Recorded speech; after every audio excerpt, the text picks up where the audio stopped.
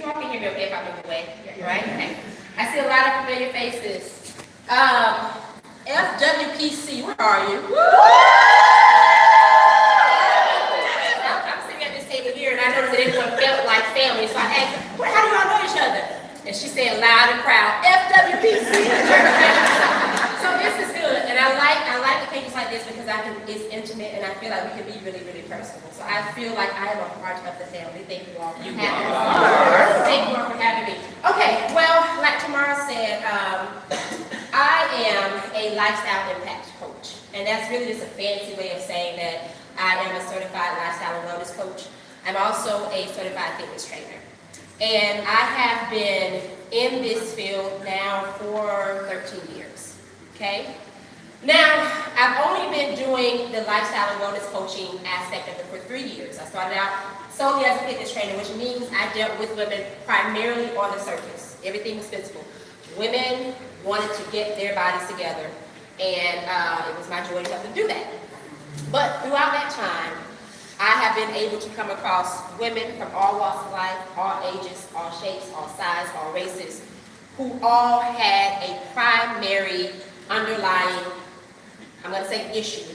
And that was, most women came to get their physical selves together because they were all dealing with so many internal things. Women were heavy at home. Not to say they weren't excited, not to say they weren't honored to be mothers and to be wives and to have that role as woman sitting at the top of their heads, right? They were proud of that, but it's the stuff that comes with it, all right? And no matter what age, whether you have children or not, just being a woman, there's some stuff that comes with that, okay? There's some expectations that comes with that. So women had been for years bottled down with the stuff. And so you're managing your home and everything seems to be going well. Your children are taken care of, they're at their practices on time. Your husband is taken care of, he has his lunch and his food, and he's okay. But then there's you. And oftentimes at night, I would find that women would have these silent moments of just not feeling completely fulfilled. In the midst of making it all happen, because we do that so well, there was this feeling of, I know I need to be feeling more. I know I need to be doing more.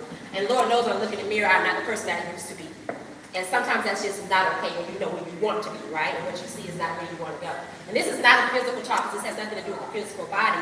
But the thing that brought me into lifestyle and wellness coaching was the fact that God literally showed me, because I was ready to walk away from this industry years ago, because I felt like there was so much more than the physical stuff that I was doing. But God literally showed me that oftentimes the weight that the women carried was literally the weight that they carried. And it was internal.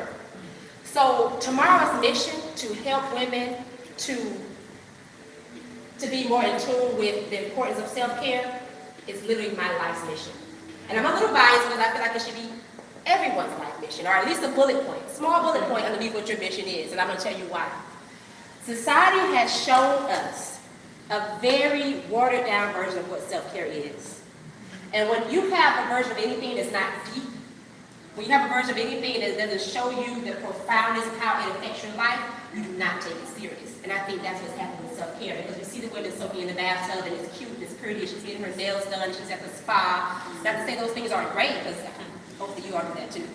But beneath that, what's really beneath self-care is well-being. So for the sense, throughout this time, anytime you hear the word self-care, I want you to make that synonymous to well-being. All right? And when you talk about well-being, it gets much deeper than that. Because well-being is about feeling. It's about a state of being. It's about waking up every single day feeling great in your mind, in your body, and in your spirit. Because you can't have one without the other. I tried that for years. Okay? I've seen women who've dealt with the physical for years and still felt broken and still felt like something was missing. Okay? So, that's what self-care is. So when you begin to nurture your self-care, when you begin to nurture your well-being, the physical part takes care of itself. So what I want to do in these short minutes that I have is I want to kind of give you all a charge.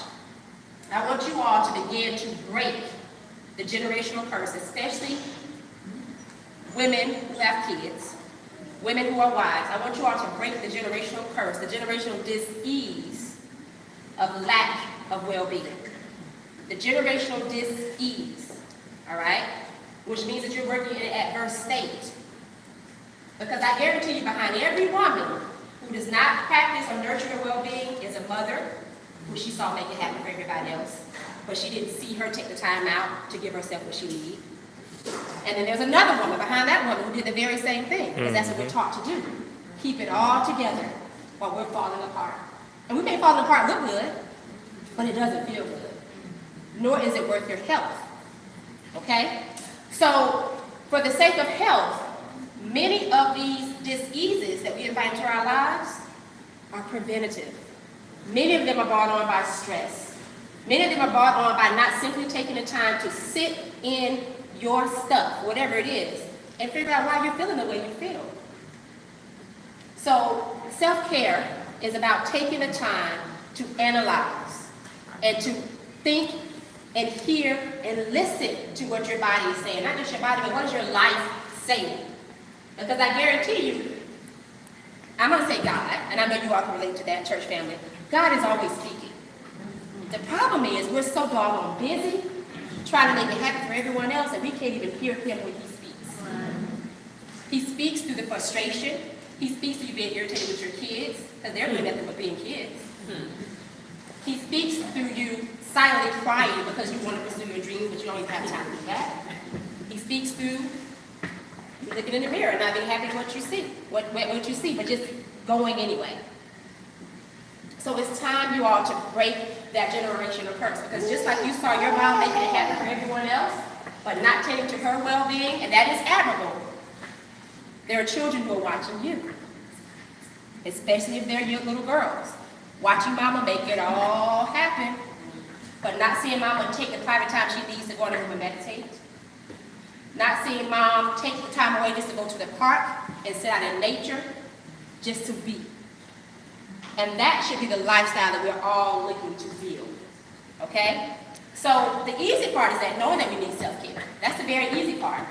But the how. Everyone needs to know the how. And it's a simple answer, but it takes a lot of work. The how is in the practice. The how is in literally wanting this thing bad enough that you sit down and you look at your daily running schedule. And we're people of habits, and we pretty much all have the same schedules. All right? Tomorrow, what time do you wake up every morning, just about, throughout the week? 6:37, 30-ish. 6:37. That hour window, because I get it, you hit the snooze button. And then what's the very next thing? I get it, snooze 3 times. And then what's the very next thing that you do? And probably check my phone, honestly. Check the phone. Nowadays. Yeah, that's very honest. And then after that, It takes everything. Yeah, I know. I have to think about that. Oh, well, by that time, the kids are awake, so Right. whatever it is they need. and then, yeah, and so pretty much Monday through Friday, for sure, that's pretty much your running schedule. Yes. And I wanted to say that out loud so that we can all see that everything that we do pretty much on a running basis. We have a schedule, we have a routine. Now, if self-care is not embedded into that, you normalize what's abnormal. And that's what's happening. Okay? Self-care, or the lack of, is so normal that we don't even realize that it's not normal. We are not built to carry the weight that we carry, physically and mentally.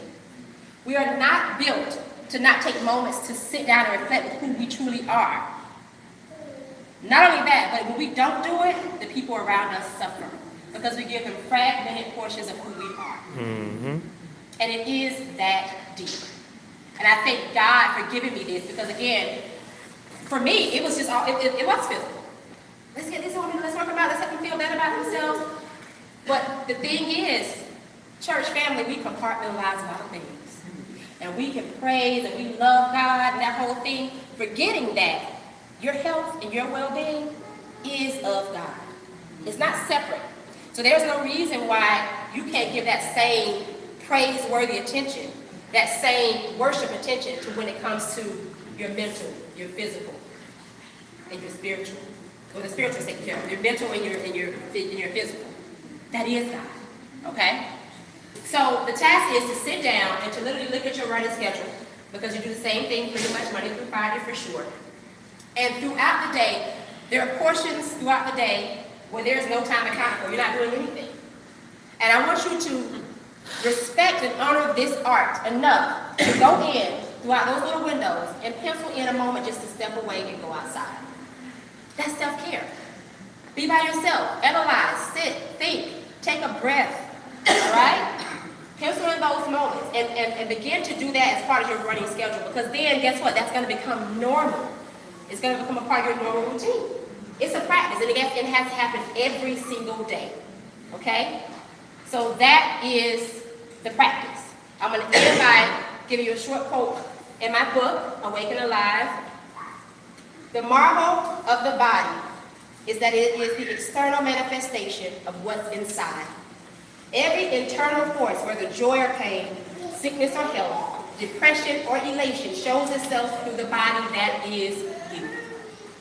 So take the time to nurture what is inside. Because whether you know it or not, you show up with however you feel inside. That's good. All right? Thank you all for having me.